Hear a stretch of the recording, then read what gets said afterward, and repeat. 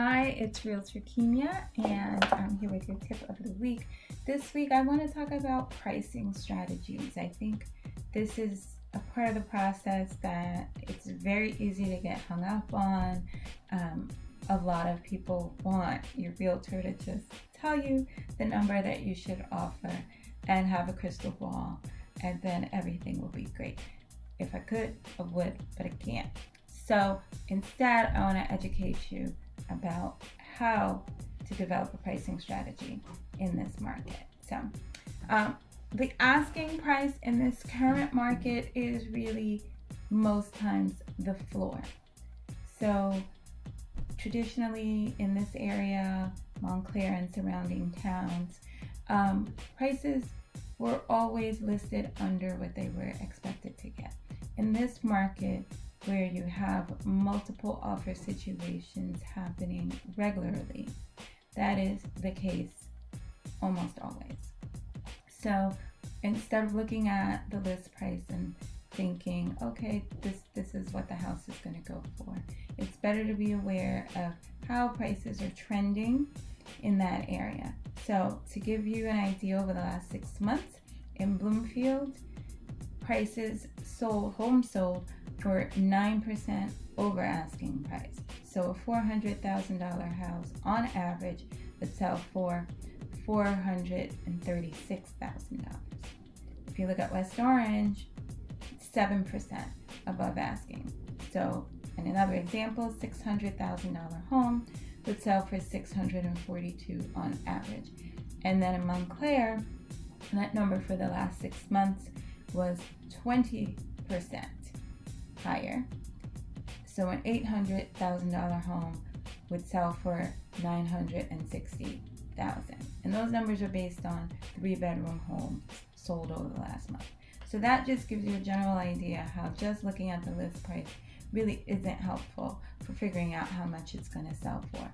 And what I'm telling you are the averages, so that means there was a significant number of homes that sold for a higher percentage over asking, and a significant number that sold for a lower percentage of asking. But a lower percentage over asking. But generally speaking, it's best to approach the asking price as the floor. Now, the second piece of this multiple offer situation is highest and best. You may have heard this terminology. That means there is no bidding war. That means a date has been chosen by the seller, a date and a specific time, for all offers to be submitted by that time and then reviewed simultaneously. So there is no back and forth. There is no, I've made this offer and now here's the counter offer from the seller. That is not going to happen. So you need to prepare to offer what you truly believe is your best offer, and only you as the buyer can know. Your realtor can advise you, again, as to what the market looks like, the condition of the house, what other things have sold for recently that are comparable, so the comp sales. But ultimately, you want to enter a highest and best situation, literally offering your highest and best if this is a home that you would like to buy.